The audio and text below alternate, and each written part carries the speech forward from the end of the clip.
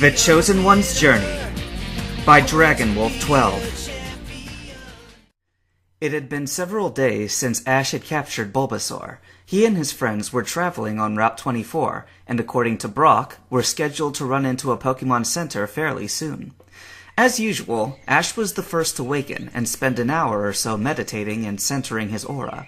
Once he was finished, he and Riolu vanished into the surrounding woods for another hour to do whatever they did.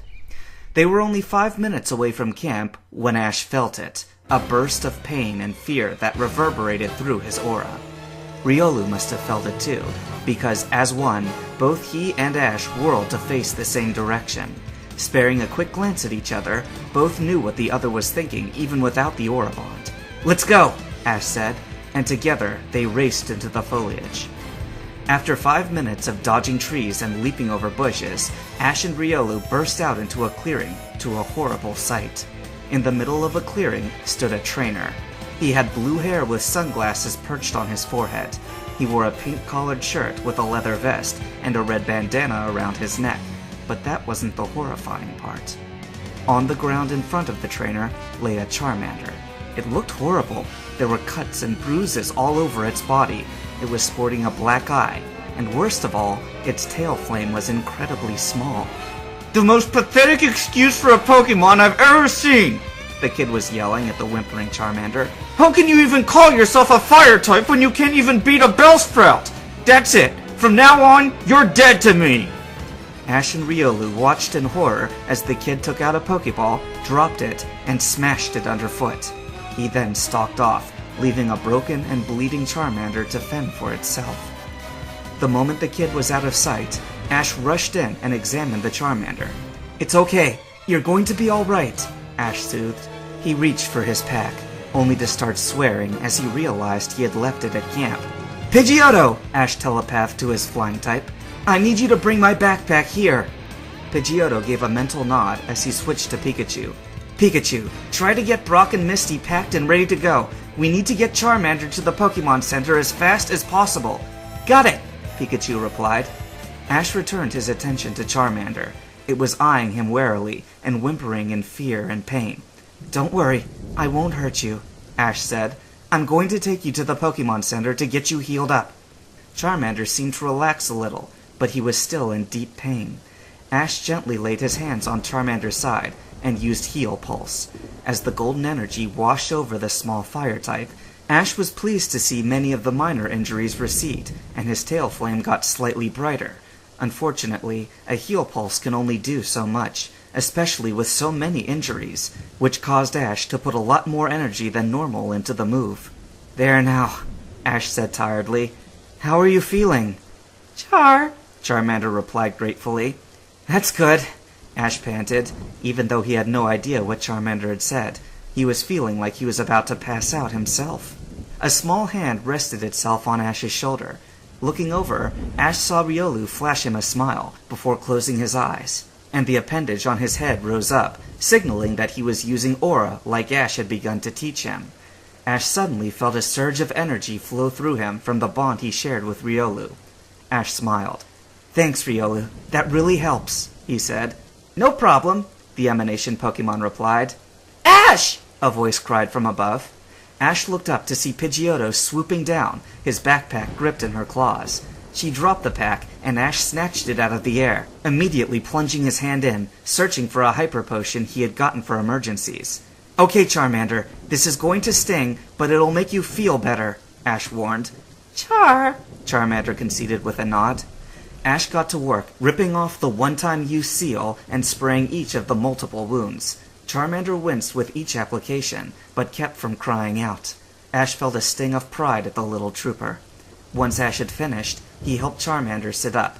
"You're doing great, Charmander. I've healed most of the external wounds, but we still need to get you to a Pokemon Center to make sure I haven't missed anything and restore your energy." "Hey, Ash! What's going on?" a familiar deep voice shouted from behind.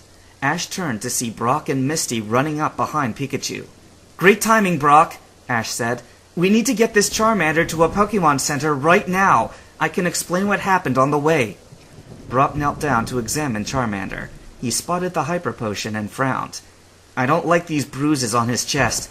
A hyper potion should have healed those instantly, unless those are internal injuries. Ash sighed. I was afraid of that. What are we going to do? Misty asked. It would be dangerous to move, and capturing him won't work because they still move in Pokeballs.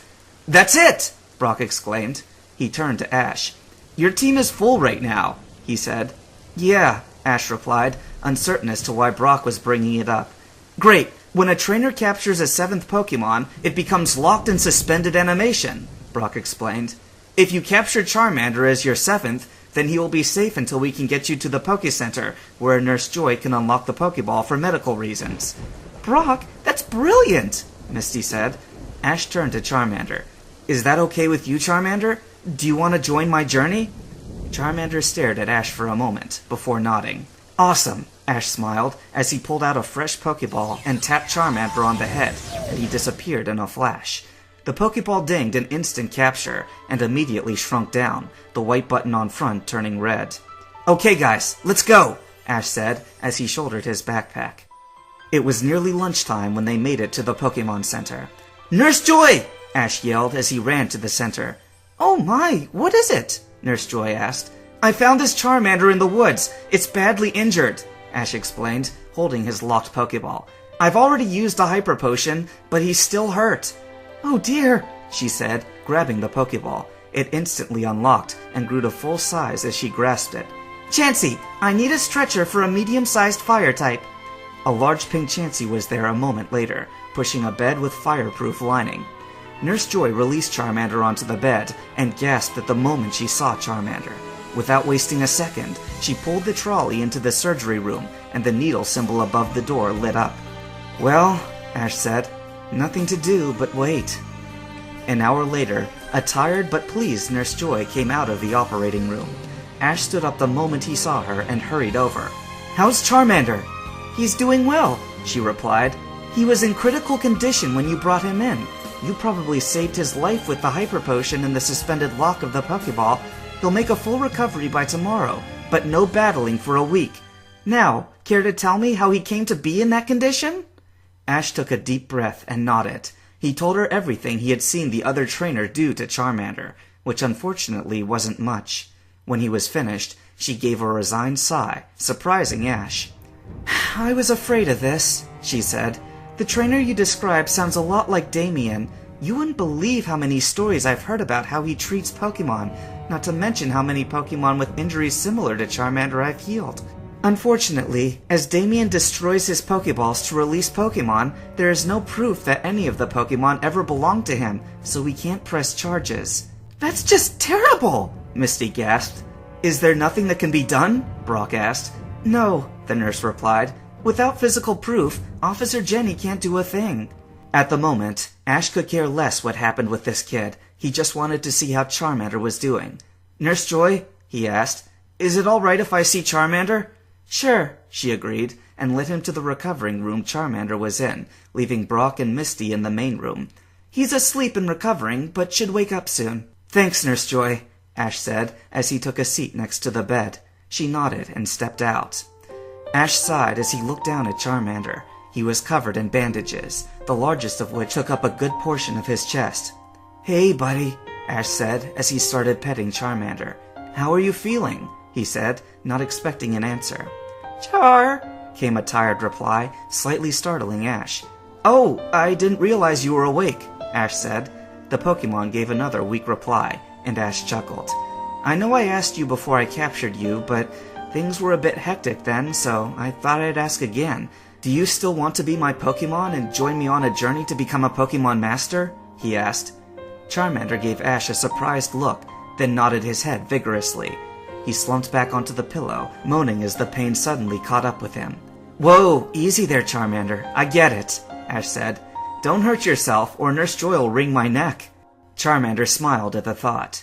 Ash shook his head and placed a hand on the giggling fire-type's head and activated an aura link. An hour later, Ash walked out of the recovery room, a troubled look on his face, something his two friends immediately noticed. What's wrong, Ash? Misty asked, once Ash had approached them. I bonded with Charmander, Ash explained solemnly, and we went over his memories of Damien. Here Ash gave a slight shudder. That guy was inhuman. Charmander watched him beat so many Pokemon to within an inch of their lives, then he would destroy their Pokeballs and leave them to die just because they lost a Pokemon battle. To say that Brock and Misty were outraged was an understatement. How could anyone be so cruel? Misty demanded. That's what I'd like to know. How come this guy hasn't been arrested yet? Brock asked. It's an international crime to abuse Pokemon in such a way. It's because he's so good at destroying the evidence, Ash spat.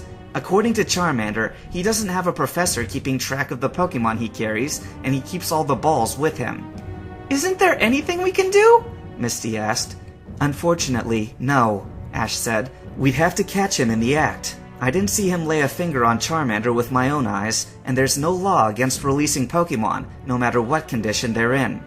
This guy had better pray we don't run across him, Brock said angrily, punching a fist into the palm of his hand. Get in line, Brock, Ash said. Charmander and I get the first hits. Deal, Brock said. Hey, don't forget me, Misty said, brandishing a large mallet. Ash and Brock stared at her, wide-eyed. Brock, Ash said out of the corner of his mouth. Where did she get that?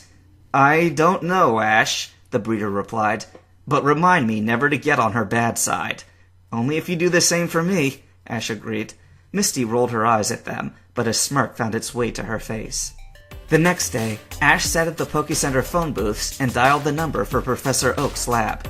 Hello, the professor answered after 3 rings. Ah, hello, Ash. How are you doing?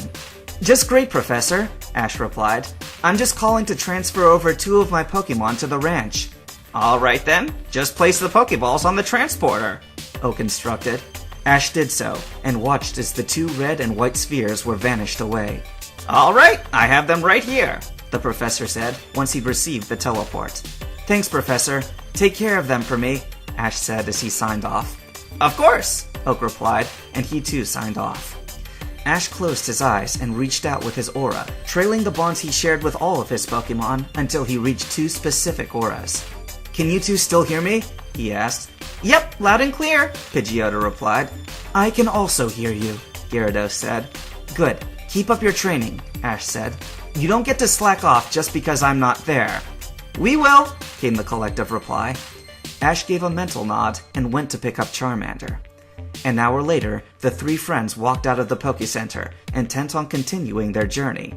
As they walked, Ash pulled out Charmander's Pokéball and his Pokédex scanned it. Charmander, the lizard Pokemon.